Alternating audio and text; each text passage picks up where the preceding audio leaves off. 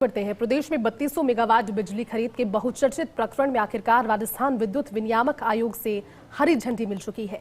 आयोग ने अपने पूर्व के आदेश पर यू टर्न लेते हुए याचिकाकर्ता राजस्थान ऊर्जा विकास एवं आईटी सेवाएं लिमिटेड यानी कि RUVITL को बिजली खरीद के लिए सशर्त मंजूरी दी। हालांकि विनियामक आयोग ने आदेश में जिस तरह के राइडर लगाए हैं उसको देखते हुए बिजली कंपनियों ने अपने पावर परचेज के पूर्व ज्वाइंट वेंचर और अन्य एग्रीमेंट को फिर से समीक्षा करनी इसकी होगी। देखिए रिपोर्ट। 3200 मेगावाट बिजली खरीद के प्रकरण में फैसला सुनाते हुए राजस्थान विद्युत विनियामक आयोग ने प्रदेश में वर्ष 2035-36 तक 4440 मेगावाट बिजली की आवश्यकता पर मुहर लगाई है।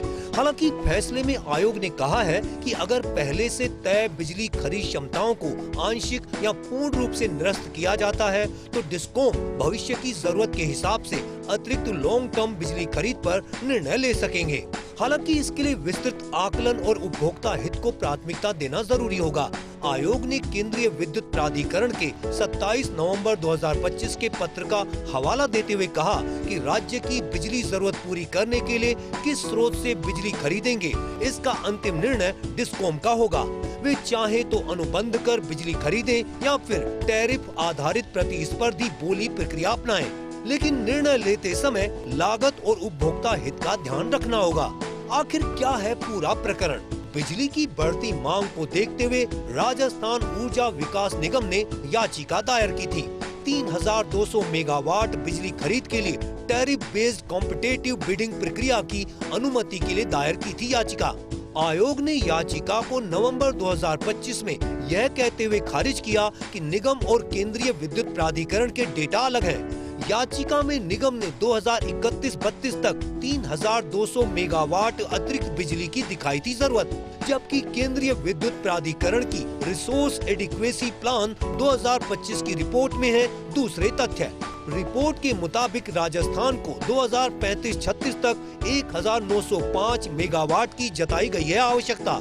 ऐसे में आयोग ने फैसले में प्रस्तावित बिजली डिमांड के फिर से आकलन की जताई थी जरूरत।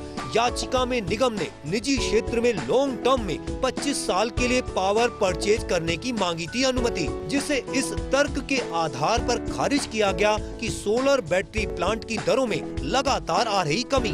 मौजूदा आकलन देखें तो इन प्लांट से औसत रेंट 4.5 रुपए प्रति यूनिट तक आने की उम्मीद, जबकि महंगे कोयले के चलते थर्मल पावर प्लांट से उत्पन्न बिजली के लगातार बढ़ रहे दाम।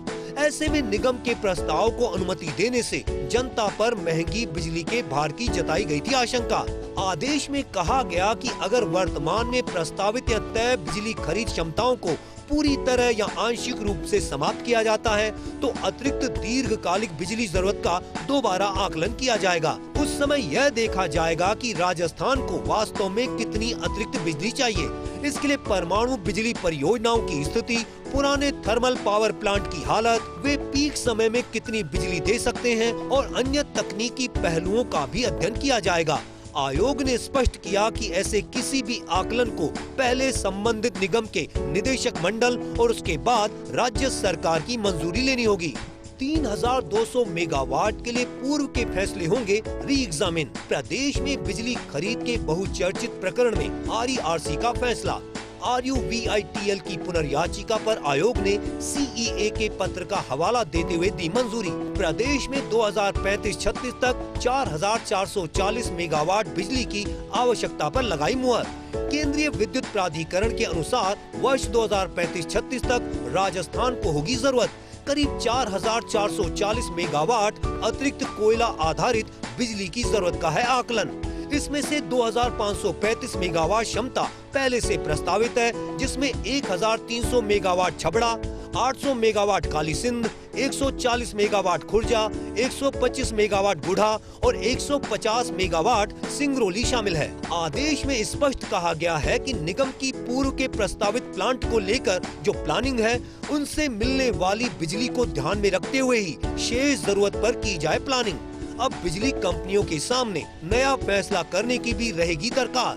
फैसला ये कि अगर 25 साल के लिए 3200 मेगावाट की बिजली खरीद को दी जाती है मंजूरी, तो उसकी एवज में पूर्व की प्लानिंग में से किन किन प्रोजेक्ट्स को किया जाएगा ड्रॉप। प्रदेश में 3200 मेगावाट बिजली खरीद के बहुचर्चित प्रकरण में आखिरकार राजस्थान विद्युत विनियामक आयोग ने बिजली कंपनियों की याचिका को मंजूर कर दिया है।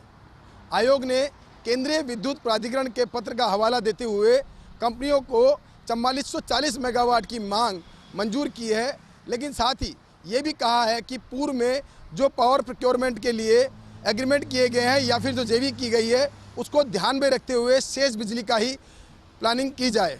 अब देखना यही होगा कि इस पूरे मामले में बिजली कंपनियां आगे पूर्व के जो पीपीए किए गए हैं या फिर एग्रीमेंट किए गए हैं उन पर क्या फैसला लेती है। कैमरा पर्सन नरेंद्र के साथ विकास शर्मा, फर्स्ट न्यूज़ जयपुर।